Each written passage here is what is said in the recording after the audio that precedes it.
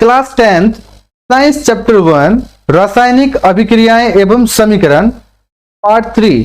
तो बच्चों, इस वीडियो के थ्रू आज मैं आपको आपके पाठ्य पुस्तक का महत्वपूर्ण प्रश्नोत्तर बताने जा रहा हूं।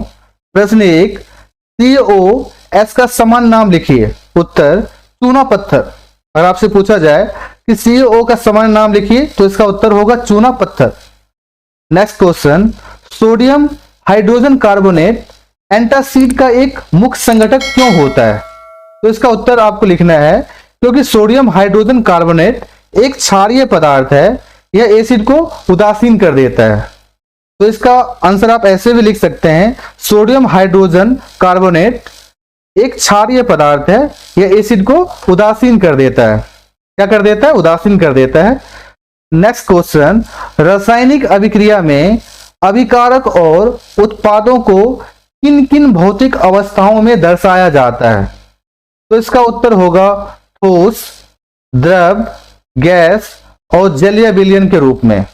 अगर आपसे क्वेश्चन किया जाए रासायनिक अभिक्रिया में अभिकारक और उत्पादों को किन किन भौतिक अवस्थाओं में दर्शाया जाता है, तो सिंपल सा आपको लिखना है ठोस, द्रव, गैस और जलीय विलयन के रूप में। अगला क्वेश्चन, क्या होता है जब मैग्नीशियम रिबन को वायु की उपस्थिति में जलाया जाता है? तो इसका आंसर होगा यह सफेद रंग का मैग्नीशियम ऑक्साइड बनाता है। और आपसे क्वेश्चन किया जाता है कि क्या होता है जब मैग्नीशियम रिबन को वायु की उपस्थिति में जलाया जाता है, तो यह सफेद रंग का मैग्नीशियम ऑक्साइड बनाता है। अगला क्वेश्चन, श्वसन को ऊष्माक्षेपी अभिक्रिया क्यों कहते हैं? कारण दीजिए। श्वसन को ऊष्माक्षेपी अभिक्रिया क्यों कहते हैं, इसका कारण दीजिए। तो आपको आंसर लिखना है श्वसन क्रिया जो हमारी कोशिकाओं में निरंतर होती रहती है। हम सांस लेते हैं, श्वसन क्रिया जो हमारी कोशिकाओं में निरंतर होती रहती है, यह एक प्रकार की ऊष्माक्षेपी अभिक्रिया है। भोजन से प्राप्त कार्बोहाइड्रेट टूटने के बाद ग्लूकोज में बदल जाता है, जो श्वसन अभिक्रिया में ऑक्सीजन के साथ मिलकर हमें ऊर्जा प्रदान करते हैं। क्योंकि ऊष्माक्षेपी अभिक्रिया में भी ऊर्जा निकलती है, इसलिए श्वसन को भी ऊष्माक्षेपी अभिक्रिया कहते हैं। सिंपली आप समझ ही गए होंगे कि अगर आपसे क्वेश्चन किया जाए कि श्वसन को ऊष्माक्षेपी अभिक्रिया क्यों कहते हैं, कारण दीजिए, तो सिंपल सा इसका आंसर होगा श्वसन क्रिया जो हमारी कोशिकाओं में निरंतर होती रहती है। ठीक है, यह एक प्रकार की ऊष्माक्षेपी अभिक्रिया है। भोजन से प्राप्त कार्बोहाइड्रेट टूटने के बाद किसमें बदल जाती है?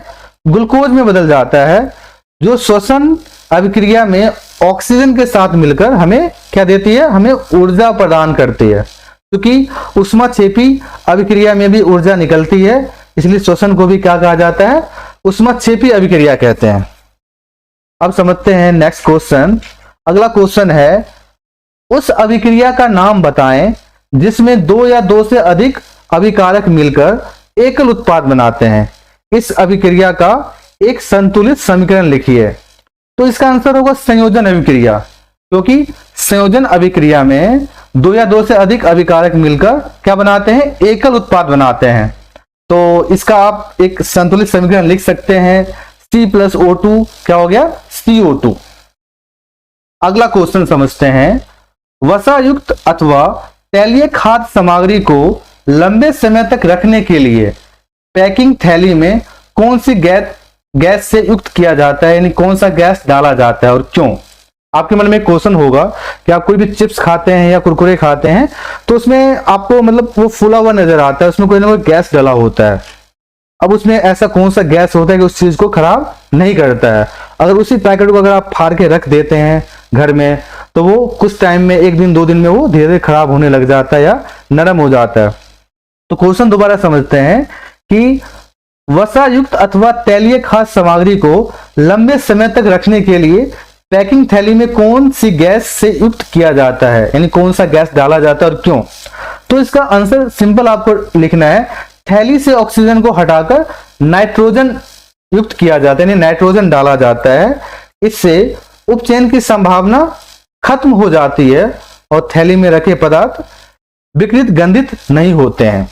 कि कोई भी आप चिप्स या कुरकुरे खाते हैं तो उसमें ऑक्सीजन निकाल करके उसमें नाइट्रोजन गैस डाल दिया जाता है, जिससे जो उसमें रखा हुआ खाद्य पदार्थ है वो विकृत गंधित ना हो, खराब ना हो, उसका गंध खराब ना हो। ठीक है, अब समझते हैं हम अगला क्वेश्चन। वसायुक्त अथवा तैलीय खाद्य सामग्रियों के उपचयन से उनमें कौन से गुण आ जाते हैं? उत्तर, वे विकृत गंधित हो जाते हैं। अगर आपसे क्वेश्चन किया जाए कि वसायुक्त अथवा तैलीय खाद्य सामग्रियों के उपचयन में उनसे कौन से गुण आ जाते हैं, तो एक ही गुण आता है, विकृत गंधित हो जाते हैं, उसका गंध चेंज हो जाता है, या जो वसायुक्त चीजें होता है धीरे धीरे ऑक्सीजन के संपर्क में क्या हो जाता है, उसका उपचयन हो जाता है, वो धीरे धीरे खराब होने लग जाता है। अगला क्वेश्चन है, वसायुक्त अथवा तैलीय खाद्य सामग्रियों के उपचयन की गति धीमी करने के लिए दो महत्वपूर्ण उपाय लिखिए।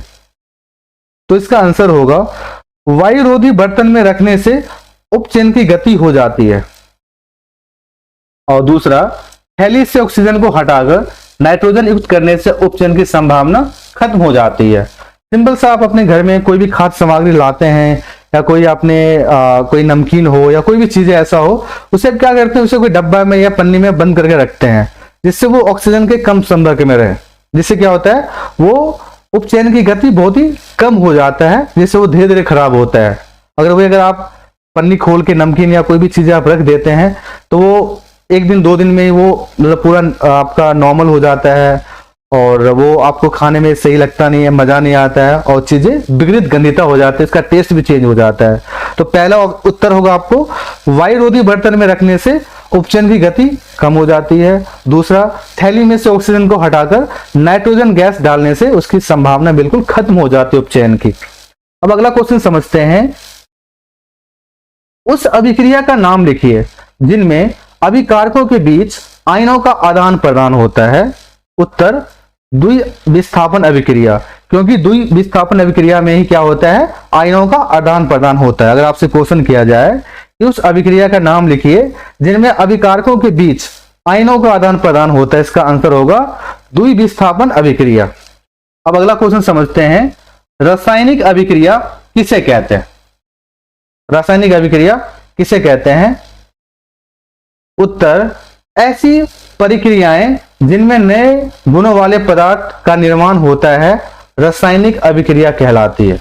और आपसे क्वेश्चन किया जाए कि रासायनिक अभिक्रिया किसे कहते हैं, तो ऐसी परिक्रियाएं जिनमें नए गुण वाले पदार्थों का निर्माण होता है उसे हम रासायनिक अभिक्रिया कहते हैं। जैसे दूध से दही का बनना, लोहे पर जंग लगना। अब इसमें जब तक रासायनिक अभिक्रिया नहीं होगा तब तो दूध से दही नहीं बनेगा, लोहे पे जंग नहीं लगेगा। अब दूध में हम दही डालते थोड़ा सा, तो वो दही के साथ रासायनिक अभिक्रिया करती है, उसको पूरा दही बना देता है। और अगर लोहे पे अगर पानी का अगर संपर्क आता है तो धीरे धीरे जंग लगना स्टार्ट हो जाता है।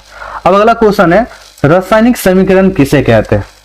तो इसका आंसर है, जब किसी रासायनिक अभिक्रिया को संकेत अथवा सूत्रों के माध्यम से व्यक्त किया जाता है तो इसे रासायनिक समीकरण कहते हैं। अगर आपसे क्वेश्चन किया जाए कि रासायनिक समीकरण किसे कहते हैं, तो इसका आंसर आपको लिखना है कि जब किसी रासायनिक अभिक्रिया को संकेतों अथवा सूत्रों के माध्यम से व्यक्त किया जाए, दर्शाया जाए, तो इसे हम क्या कहते हैं? रासायनिक समीकरण कहते हैं। एग्जाम्पल, 2H+O = H2O, यह आपका एक रासायनिक समीकरण हो गया। अब अगला क्वेश्चन है, रासायनिक समीकरण के कितने भाग होते हैं? तो इसका उत्तर आपको लिखना है, रासायनिक समीकरण के 2 भाग होते हैं। पहला अभिकारक और दूसरा उत्पाद। अब अभिकारक में क्या होगा? अभिकारक रासायनिक अभिक्रिया में भाग लेने वाले पदार्थ, जो पदार्थ रासायनिक अभिक्रिया में भाग लेते उसे हम क्या कहते हैं? अभिकारक। उत्पाद, अभिक्रिया से उत्पन्न पदार्थ को उत्पाद कहते हैं। कि जब भी रासायनिक अभिक्रिया होने के बाद जो चीज उत्पन्न होता है, लाइक दूध में अगर रासायनिक अभिक्रिया होता है दही के साथ, तो वो क्या बन जाता है? दही, एक नया उत्पाद बन जाता है। लोहे के साथ अगर जल का रासायनिक अभिक्रिया होता है तो जंग लग जाता है। तो सिंपल सा है, रासायनिक समीकरण के कितने भाग होते हैं?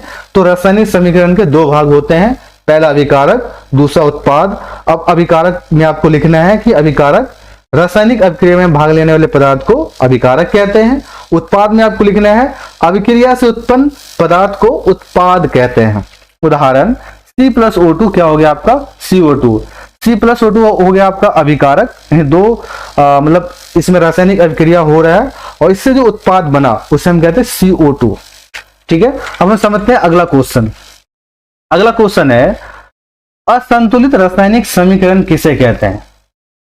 अब समझते हैं, तीर के बाईं ओर तथा दाईं ओर के तत्वों के परमाणु की संख्या समान नहीं हो तो ऐसे समीकरण को क्या कहते हैं, असंतुलित रासायनिक समीकरण कहते हैं। जैसे एग्जांपल है Fe2Mg + O2 क्या हो गया, MgO।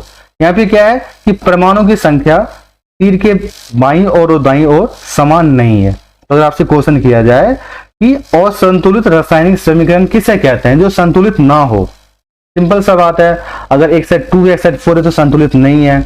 अगर एक साइड हमने लिख दिया बाईं ओर 2 + 2, दाईं ओर लिख दिया 4, तो दोनों संतुलित है। 2 + 2 4 हो रहा है, ये भी 4 हो रहा है।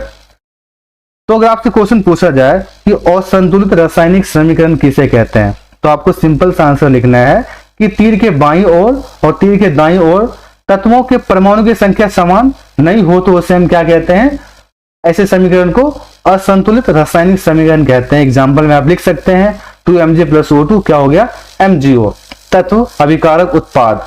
तो अगर आपको इसे दर्शाना है तो मैग्नीशियम हो गया, इसके अभिकारक 2 है, उत्पाद क्या है, 1 है। ऑक्सीजन हो गया, इसके अभिकारक 2 है, उत्पाद 1 है। आप दर्शा सकते हैं। अगला क्वेश्चन है यौगिक किसे कहते हैं, तो इसका आंसर आपको लिखना है 2 या 2 से अधिक परमाणुओं के मेल से बने पदार्थों को यौगिक कहते हैं।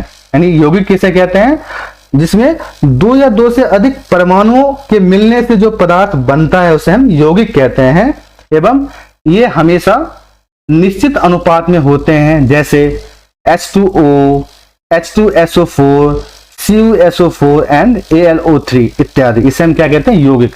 यौगिक सिंपल 2 या 2 से अधिक परमाणु के मेल से जो पदार्थ बना होता है उसे हम यौगिक कहते हैं। जैसे आप देख सकते हैं H2O, H2O में 2 या 2 से अधिक है, H2SO4, CuSO4 एंड AlO3, इसमें 2 या 2 से अधिक जो है परमाणु के मेल से जो पदार्थ बना है इसे हम यौगिक कहते हैं। अगला क्वेश्चन समझते हैं। अगला क्वेश्चन है ऊष्मा के आधार पर रासायनिक अभिक्रिया कितने प्रकार की होती है। तो इसका आंसर आपको लिखना है कि ऊष्मा के आधार पर रासायनिक अभिक्रिया 2 प्रकार की होती है। पहला क्या होती है, ऊष्मा शोषी अभिक्रिया, और दूसरा होती है ऊष्मा क्षेपी अभिक्रिया। ठीक है, तो सिंपल सा आपका क्वेश्चन है ऊष्मा के आधार पर रासायनिक अभिक्रिया कितने प्रकार की होती है। तो ऊष्मा के आधार पर रासायनिक अभिक्रिया 2 प्रकार की होती है। पहला ऊष्मा शोषी अभिक्रिया और दूसरा ऊष्मा क्षेपी अभिक्रिया। अब नेक्स्ट क्वेश्चन समझते हैं। अगला क्वेश्चन है कि ऊष्मा शोषी अभिक्रिया की परिभाषा उदाहरण सहित लिखिए। अब आपके मन में क्वेश्चन भी आ रहा होगा ना कि ऊष्मा शोषी क्या होता है और ऊष्मा क्षेपी क्या होता है, दोनों में डिफरेंट क्या होता है। तो वन वन समझते हैं कि ऊष्मा शोषी अभिक्रिया क्या होता है। तो जिस अभिक्रिया में ऊष्मा का अवशोषण होता है उसे हम क्या कहते हैं, ऊष्मा शोषी अभिक्रिया कहते हैं। यानी अवशोषण ऊष्मा को ले, ऊष्मा शोषी अभिक्रिया की परिभाषा उदाहरण सहित लिखिए।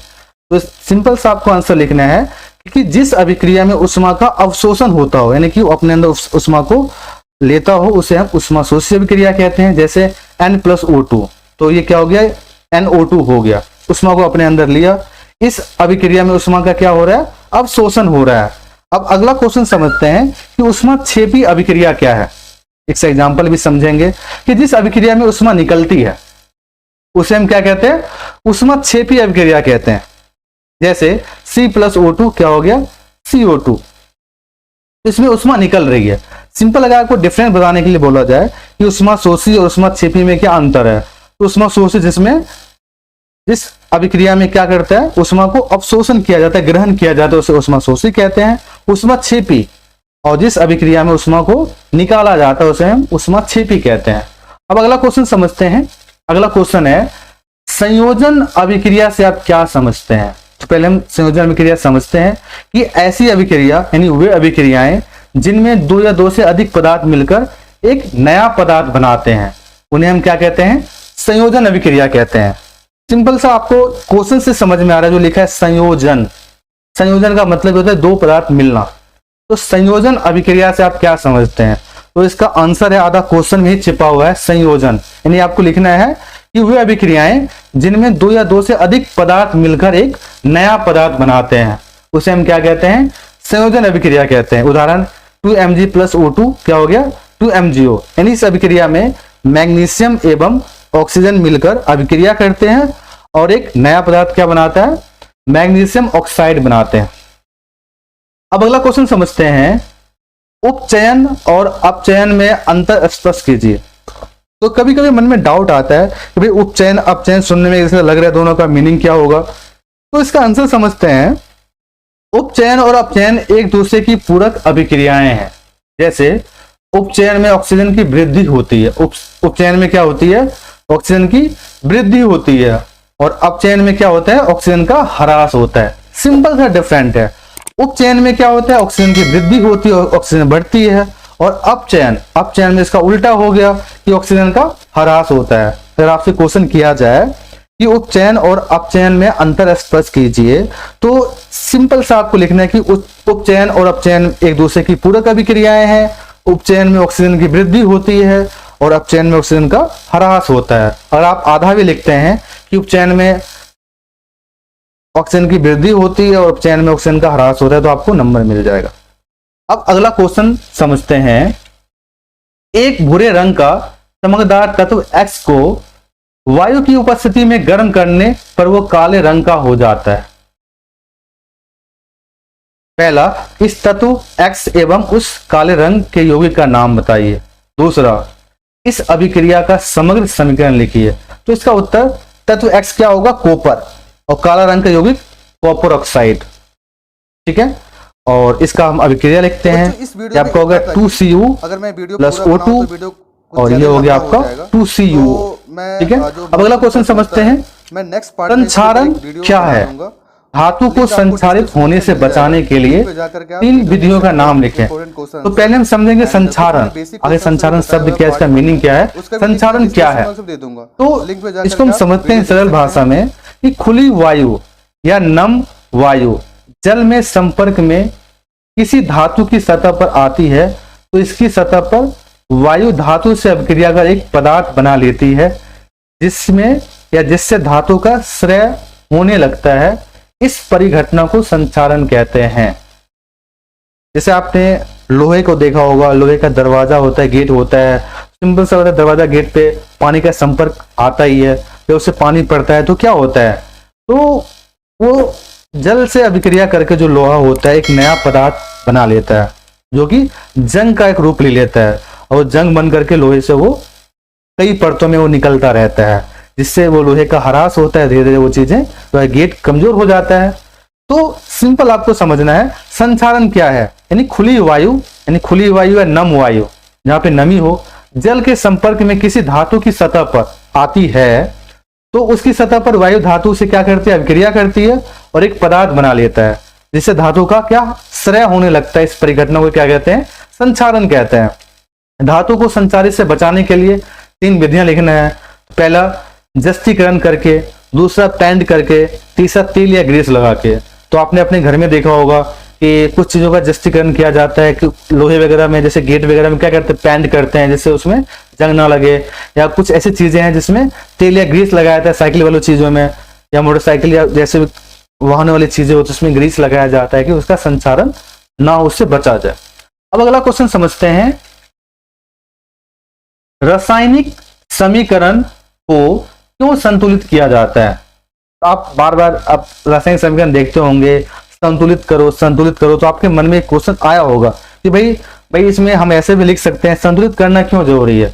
तो इसका आंसर समझना है कि द्रव्यमान संरक्षण के नियम को संतुष्ट करने के लिए रासायनिक समीकरण को संतुलित किया जाता है। हर किसी का एक नियम होता है, तो द्रव्यमान संरक्षण का भी एक नियम है, जिसे संतुष्ट करने के लिए क्या किया जाता है, रासायनिक समीकरण को संतुलित किया जाता है। अगर आपसे क्वेश्चन किया जाए कि रासायनिक समीकरण को क्यों संतुलित किया जाता है, तो सिंपल आपको आंसर लिखना है कि द्रव्यमान संरक्षण के नियम को संतुष्ट करने के लिए रासायनिक समीकरण को संतुलित किया जाता है। अब अगला क्वेश्चन समझते हैं कि रासायनिक समीकरण को संतुलित क्यों कहा जाता है।